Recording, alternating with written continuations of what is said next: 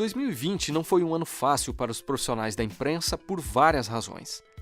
Um relatório divulgado no dia 26 de janeiro pela Federação Nacional dos Jornalistas, a FENAGE, revela que esse foi o período mais violento contra a imprensa das últimas 3 décadas. De acordo com o estudo, nesse período o número de casos de censura cresceu 750%. O de agressões verbais a jornalistas na internet, 280%. E o de ataques à liberdade de imprensa, 105%, na comparação com o ano anterior.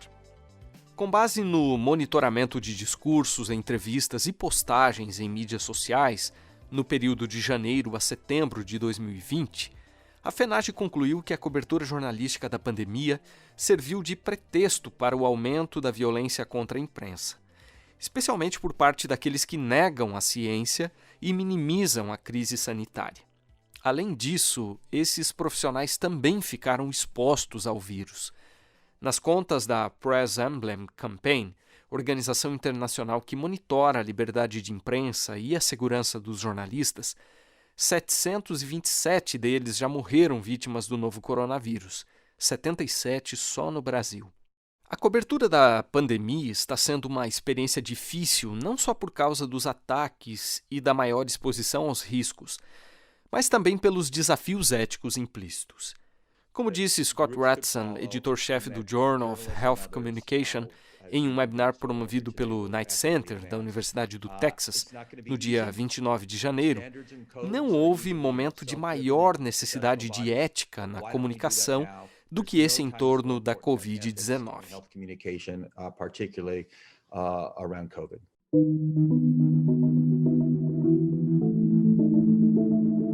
Pois é. E um ano depois de o novo coronavírus ter desembarcado no Brasil, que balanço pode ser feito da cobertura jornalística da pandemia e das vacinas? E de que maneira a imprensa tem reagido aos discursos contrários à imunização? É disso que trata a primeira parte do episódio de hoje, que traz a participação de um especialista em crítica de mídia da Universidade Federal de Santa Catarina. Já no segundo bloco, a conversa é com uma pesquisadora da Unicamp que analisou vídeos sobre vacinas nas mídias sociais. Então vamos lá? Eu sou o Márcio Tonetti e vou conduzir esse bate-papo com o qual a gente abre a nova temporada do Entenda. Um e-book produzido pelo Observatório da Ética Jornalística, o Objetos, que é ligado ao Departamento de Jornalismo e ao Programa de Pós-Graduação em Jornalismo da Universidade Federal de Santa Catarina, chama a atenção para o fato de que narrar uma crise global como essa foi algo complexo até mesmo para os profissionais mais experientes. Imagine então para aqueles que ainda não tinham uma bagagem prévia na área de divulgação científica, mas que de uma hora para outra tiveram que mergulhar nesse universo, lidar com os dados de várias pesquisas, acompanhar o desenvolvimento de diferentes tipos de vacinas e traduzir tudo isso para a população. Isso traz à tona o primeiro tópico da nossa entrevista com o Dr. Rogério Cristofoletti, especialista em crítica de mídia que foi o supervisor desse e-book. Professor Rogério, é possível que, com a chegada da vacina, mude um pouco a temperatura ou o tom da cobertura da pandemia. Mas durante a crise sanitária, a imprensa mostrou muitas cenas dramáticas. O Manaus viveu o momento mais crítico da pandemia, o horror de morrer sufocado, sem ar. O estoque de oxigênio nos hospitais acabou e pacientes agonizaram sem poder respirar. E também falou bastante sobre os reflexos da pandemia na política, na educação, na economia e em outras áreas. Cidades gigantes, locais públicos vazios, pontos turísticos fechados. O confinamento para evitar que o novo coronavírus se espalhasse provocou perdas severas na economia. Professor Rogério, na sua avaliação, houve excessos da parte da mídia em alguns momentos? Será que ela poderia ter sido menos pessimista, apesar desse cenário catastrófico? Bem, eu não considero que a imprensa, de uma maneira geral, tenha sido excessiva na cobertura, ou na cobertura que a gente vem vendo sobre a pandemia. A gente precisa lembrar que essa pandemia é a maior que a gente tem notícia no nosso tempo, né? Nada parecido quanto a isso. Então, minimizar ou negar a pandemia é um risco maior do que mostrar cenas alarmantes e coisas do tipo. É claro que é necessário que o jornalismo calibre melhor isso e que não crie pânico social e por aí vai. Então, vai do repórter e das equipes saber dosar um pouco isso. Não dá para tirar o pé, não dá para tratar a coisa como uma gripezinha, porque ela não é efetivamente, né? Nós estamos aí com 2 milhões de mortos no mundo, isso não é uma gripezinha. Então, eu não acho que houve pessimismo, não. Eu acho que há, na maioria das vezes, aí, uma cobertura condizente com o que a gente está colhendo. O que a gente está vendo em Manaus é uma hecatombe, é deixar as pessoas morrerem, né? E deixar para os profissionais da saúde a decisão terrível, ética, de ter que escolher quem vai atender e quem não vai atender, o que significa quem vai viver e quem pode perecer. Outro ponto que eu gostaria de tratar é o seguinte. Desde que a crise sanitária chegou ao Brasil, a postura de alguns grupos que tentaram minimizar o potencial destrutivo do vírus causou polêmica e preocupou autoridades da área de saúde. Diante disso, Rogério, que discurso a imprensa acabou assumindo para alertar a população? De certa forma, o medo foi um dos caminhos? Por ser uma crise tão prolongada, como nós já mencionamos, outros artifícios também tiveram que ser utilizados para manter as pessoas conscientes dos riscos envolvidos nessa pandemia? Eu penso que, de uma maneira geral, a grande imprensa, e a imprensa local, a que eu tenho acesso aqui no sul do país, tem tido um discurso de alerta para a população, um discurso que é contrário ao negacionismo de algumas autoridades sanitárias e também de alguns governos. É, Tem havido uma preocupação de oferecer contexto, não só apenas os números, tem havido a preocupação de contar histórias, de mostrar as pessoas que estão na linha de frente. Então, tudo isso, de alguma maneira, nos permite ter um panorama desse problema terrível, né? Agravado também por não só a crise sanitária, mas agravada, sobretudo, por crise política e crise econômica. Você mencionou aí a preocupação da imprensa em contextualizar as pessoas, né? E eu aproveito para lembrar ao nosso ouvinte que no dia 1º de fevereiro você publicou lá no site do Observatório da Ética Jornalística um artigo no qual fala que uma das coisas que os jornalistas aprenderam com o primeiro ano da pandemia foi que contexto nunca é demais.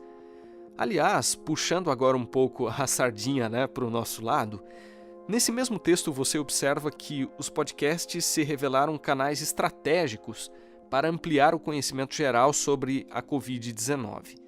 Mas, fechando esse parênteses, Rogério, eu gostaria de saber a sua opinião sobre um ponto que foi levantado em uma das entrevistas que vocês publicaram no e-book lançado no fim do ano passado.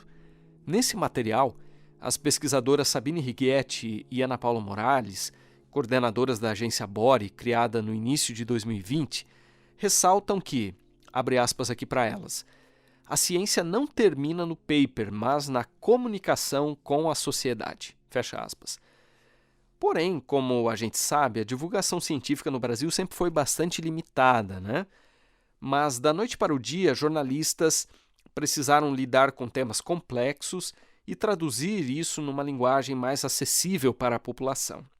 Então eu te pergunto, será que, de alguma forma, a crise sanitária está sendo uma oportunidade para o avanço da divulgação científica no Brasil, Rogério? Sim, eu penso que a pandemia trouxe alguma coisa positiva, e uma das coisas positivas é fazer com que o jornalismo também despertasse para as fontes científicas e também houvesse uma alavancagem aí da divulgação científica. Isso é positivo, porque leva os especialistas direto para serem ouvidos pela população, pelo cidadão comum.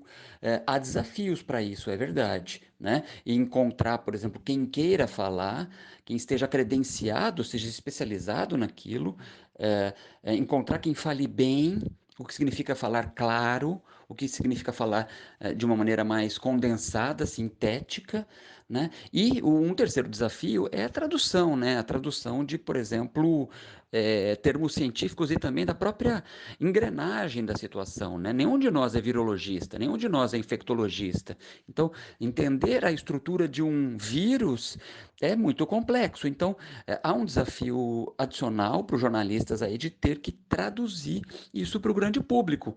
Para a maioria de nós, um parasita, um vírus ou uma bactéria é a mesma coisa, é micro-organismo, mas para os especialistas não é, e eles têm razão nesse sentido, e é necessário, né, ter uma preocupação na tradução disso para o grande público, e aí sim a gente ter boa informação, informação responsável, verificada, confiável, ética e segura.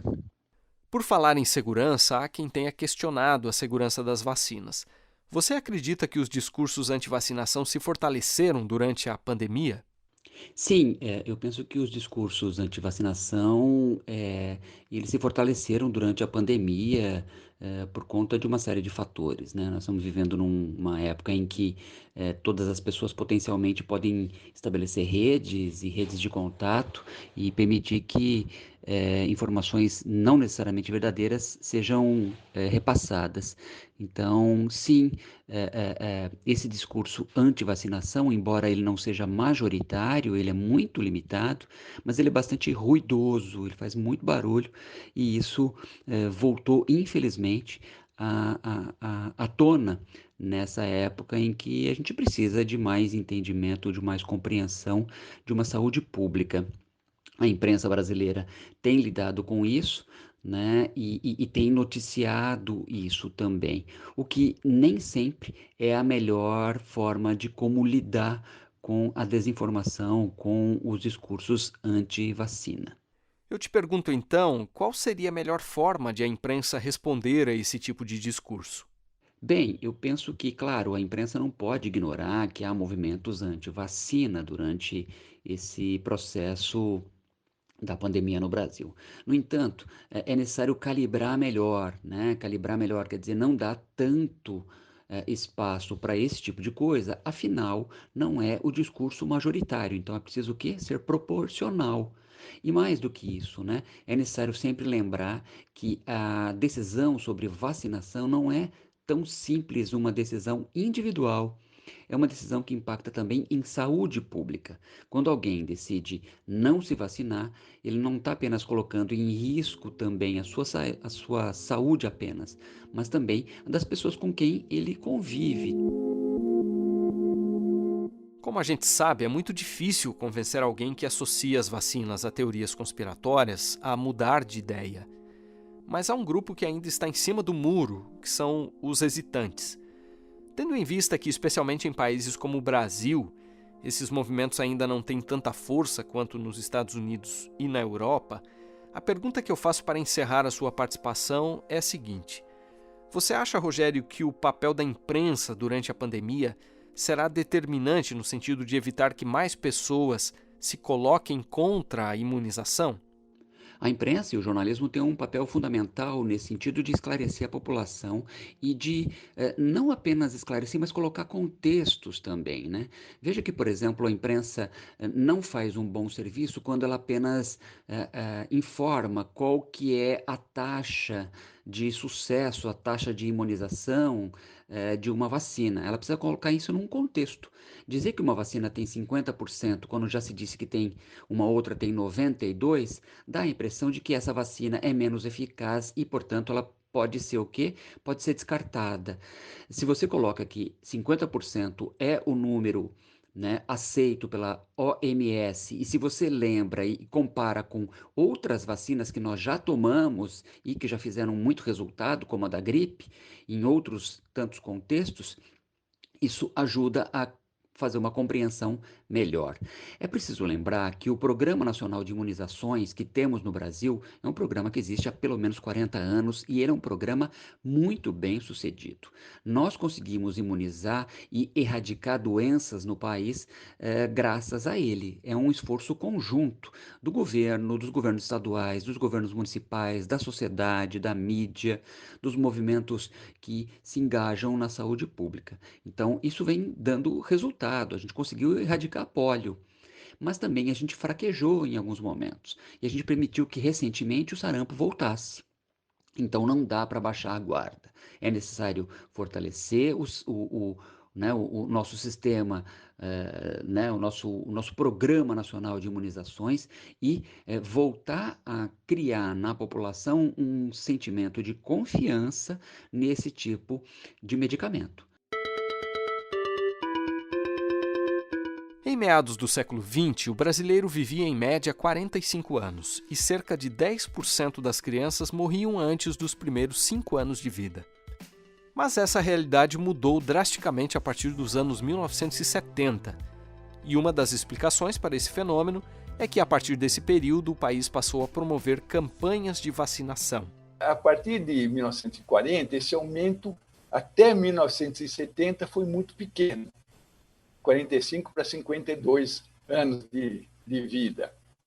O grande aumento começa a partir da década de 70 e vai crescendo de uma maneira, eu diria, bastante vertiginosa até a atualidade. A mortalidade infantil cai de cerca de 90% a partir da década de 70. E o que aconteceu nesse começo da década de 70 que justifique esse aumento no tempo de vida, queda na mortalidade infantil? O que houve foi a criação do Programa Nacional de Imunizações. Quem nós ouvimos aí foi o infectologista Guido Carlos Levi, que foi diretor técnico do Instituto de Infectologia Emílio Ribas, dirigiu a Sociedade Brasileira de Imunizações e atuou como membro do Comitê Técnico do Programa Nacional de Imunizações do Ministério da Saúde. Como ele disse em uma live transmitida no início de setembro, é claro que esse não foi o único fator responsável pelo aumento da expectativa de vida do brasileiro nas últimas décadas. Mas, na opinião do Dr. Levi, isso dificilmente teria ocorrido sem um investimento forte na imunização das pessoas, o que ajudou o país a superar fantasmas como a coqueluche, a poliomielite e o sarampo. Saindo um pouco da realidade brasileira, o Centro de Controle e Prevenção de Doenças dos Estados Unidos, o CDC na sigla em inglês, considera que as imunizações estão no topo das 10 maiores conquistas alcançadas pelos norte-americanos na área da saúde pública ao longo do século XX. E a Organização Mundial da Saúde estima que as vacinas salvem cerca de 3 milhões de vidas por ano no mundo, o equivalente a 5 pessoas a cada minuto. Mas por que então elas ainda geram desconfiança em uma parte da população? Como a desinformação tem contribuído para aumentar o número de simpatizantes do movimento antivacina no Brasil? E quais os interesses por trás desses discursos? Quem fala sobre essas e outras questões é a pesquisadora Daiane Fumio Tokojima Machado, que cursa o doutorado em Política Científica e Tecnológica na Universidade Estadual de Campinas, a Unicamp. Na tentativa de frear a onda de desinformação sobre as vacinas nas mídias sociais, surgiram iniciativas como a corrente de WhatsApp, criada em 2019 pelo Instituto de Estudos Avançados da USP de Ribeirão Preto. No contexto da pandemia, esse serviço também tem ajudado a desmentir boatos sobre a vacina contra a Covid-19. Falar na linguagem do aplicativo de mensagens instantâneas, ou seja, usando áudios acompanhados de emojis e títulos chamativos, foi uma tática para chegar ao público que ainda tem dúvidas sobre o tema. Será que as vacinas da Covid-19 irão alterar o nosso DNA?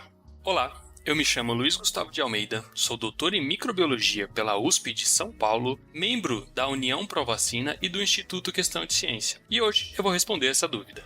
Posso te garantir, logo de cara, que nenhuma vacina vai alterar o nosso DNA, porque isso já é estudado há décadas. O DNA, ele é uma molécula que fica no núcleo de cada célula do nosso corpo e muito bem protegido. Essa molécula reúne milhares de informações codificadas que vão produzir moléculas diferentes chamadas proteínas. Um exemplo do que proteínas fazem é dar cor aos nossos olhos, mas que para essa informação sejam lidas e transformadas em proteínas, é necessário primeiro copiar esse código de DNA numa forma diferente, chamada RNA. Isso é feito já no núcleo da nossa célula e a nova mensagem produzida é levada para uma espécie de máquina que existe dentro das nossas células, mas fora do núcleo, chamada ribossomo. O ribossomo interage com essa informação e produz a proteína. Então, o que as vacinas de RNA mensageiro, como a da Pfizer, como a da Moderna, fazem é colocar uma mensagem pronta em forma de RNA dentro das nossas células para interagir com essas máquinas, com os ribossomos. E aí sim vai produzir um pedacinho do vírus, só aquela pontinha que parece como uma coroa, como a gente vê nos telejornais quando mostra a ilustração do vírus. Quando isso acontece, o sistema imunológico do corpo humano reconhece que aquela proteína recém-chegada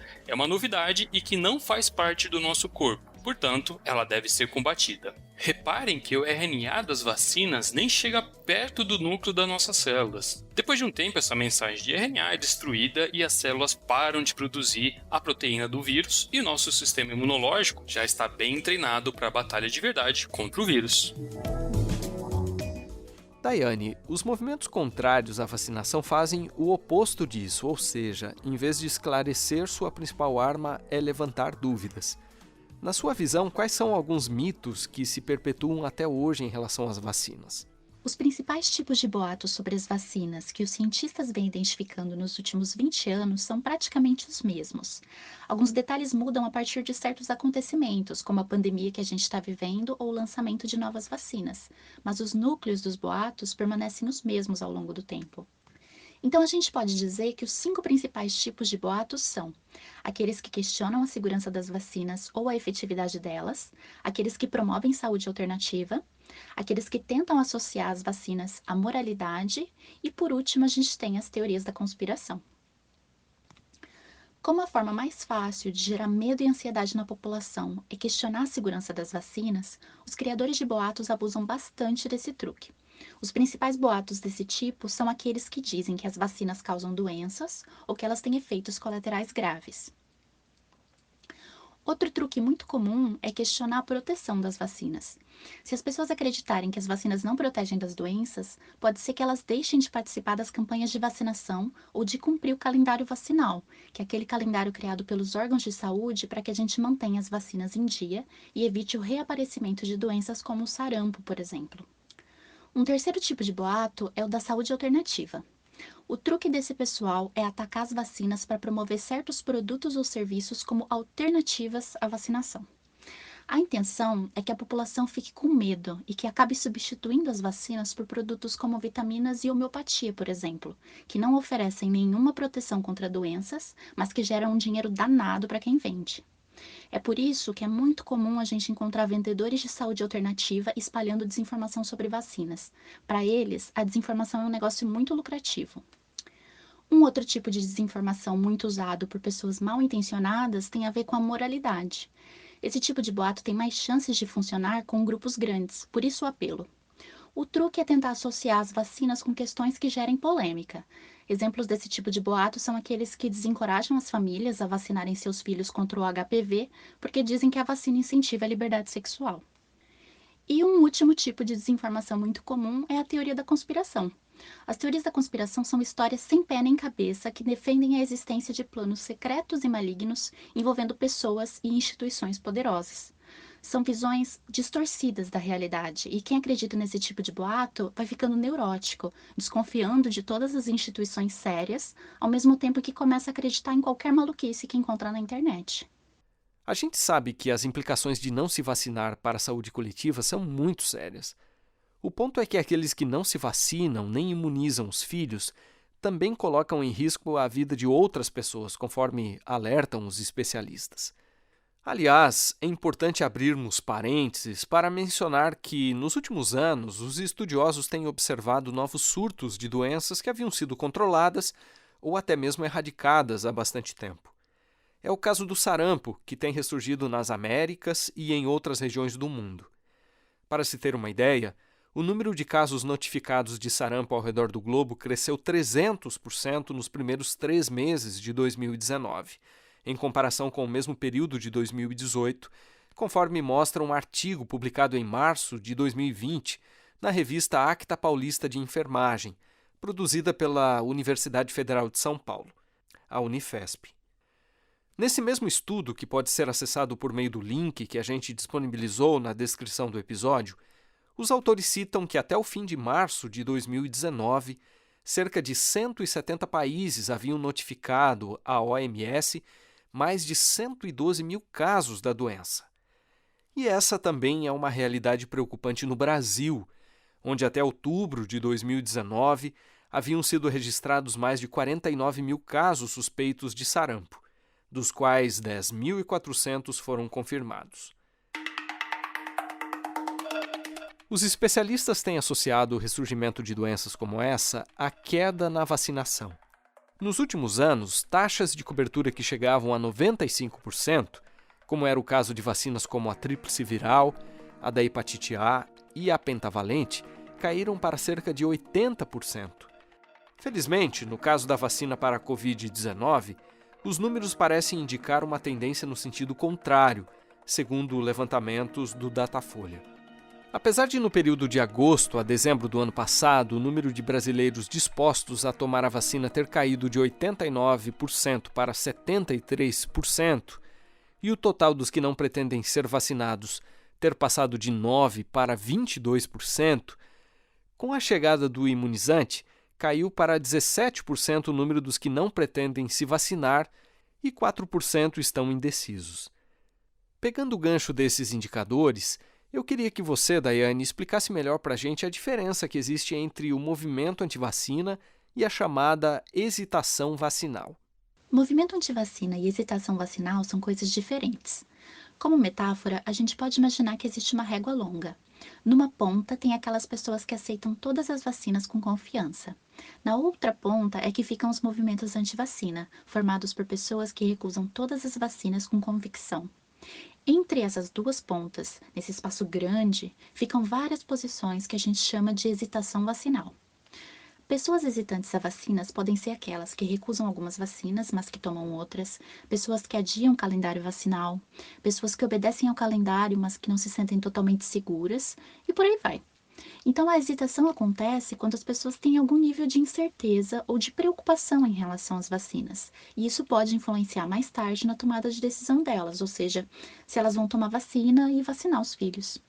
Em geral, os grupos antivacina são muito pequenos quando comparados ao público hesitante ou favorável às vacinas, mas com as redes sociais e a adoção de algumas táticas, eles conseguem fazer muito barulho e viraram uma ameaça à saúde pública. Eu queria que você falasse um pouco para a gente, por fim, sobre o estudo que vocês realizaram na Unicamp. De que maneira isso que você estava me dizendo ficou evidente nos vídeos do YouTube que foram analisados? O que mais chamou a sua atenção? O que mais chamou a atenção na nossa pesquisa foi o nível de estratégia usado pelos donos dos canais para enganar as pessoas, para despistar os sistemas de monitoramento do YouTube e ainda lucrar com esse tipo de conteúdo. À primeira vista, a gente muitas vezes imagina que quem espalha desinformação faz isso por pura ignorância. Com certeza, boa parte da população que consome ou compartilha esse tipo de material só faz isso porque foi enganada, mas existem grupos que produzem e espalham os boatos sobre saúde de propósito, para criar pânico e desconfiança e se aproveitar do público, e eles fazem isso de uma forma muito profissional. Então a gente encontrou dois tipos de perfis de canais enganadores no YouTube. Nós temos os YouTubers que só produzem teorias da conspiração e nós temos os YouTubers que querem falar de saúde, mas sempre de maneira perigosa. Nesse segundo grupo, a gente encontra muitos vendedores de terapias alternativas e até médicos que usam a própria autoridade para enganar a população, empurrando tratamentos e terapias que não funcionam e que inclusive oferecem riscos à saúde. Em geral, a gente nota que esses canais têm duas coisas em comum. Eles atacam as vacinas e as instituições, como universidades, jornais e órgãos oficiais de saúde, e eles se baseiam em maluquices como teorias da conspiração. Então, os canais usam as mesmas táticas para atacar tudo aquilo que eles dizem que faz parte do sistema, e na sequência já tentam se promover como as únicas fontes de informação que o público deveria confiar. É uma espécie de tentativa de sequestro da confiança da população. E se elas foram feitas para matar a população? Será que os imunizantes causam autismo? É verdade que as vacinas têm uma tal de enzima luciferase e que quem for vacinado vai receber a marca da besta? A resposta para todas essas perguntas é não. Mas essas velhas teorias da conspiração continuam circulando na internet. a ponto de, em dezembro, o próprio Departamento de Saúde da Sede Mundial da Igreja Adventista, o Instituto Bíblico de Pesquisa e a Escola de Saúde Pública da Universidade de Loma Linda, nos Estados Unidos, publicarem um artigo em resposta às especulações que surgiram sobre as vacinas contra a Covid-19. Por essa razão, recentemente a Igreja Adventista reforçou a sua posição oficial sobre as vacinas, declarando que incentiva, abre aspas, a vacinação responsável e que entende que não há nenhuma razão religiosa para não encorajar os seus membros a participar responsavelmente de programas de imunização preventiva e protetora. Portanto, como lembrou o infectologista Dorival Duarte na matéria de capa da Revista Adventista de fevereiro, a Igreja valoriza a saúde da população e defende o programa de vacinação, mas, por outro lado, não se posiciona como a consciência de cada membro. No artigo, que pode ser acessado por meio do link que a gente colocou aí na descrição do episódio, o médico lembra ainda que Ellen White, cofundadora da denominação, era bem avançada nas ideias científicas e reconhecia a importância da vacina, ao contrário de outros grupos da mesma época que rejeitavam ser imunizados, como foi o caso dos Quakers, um movimento religioso britânico. Embora ela não tenha dado declarações diretas sobre os imunizantes, o pastor Doris Eugene Robinson, que foi um dos secretários da pioneira e se casou com a primeira neta dela, relatou que Ellen White foi vacinada contra a varíola e incentivou pessoas próximas a fazerem o mesmo.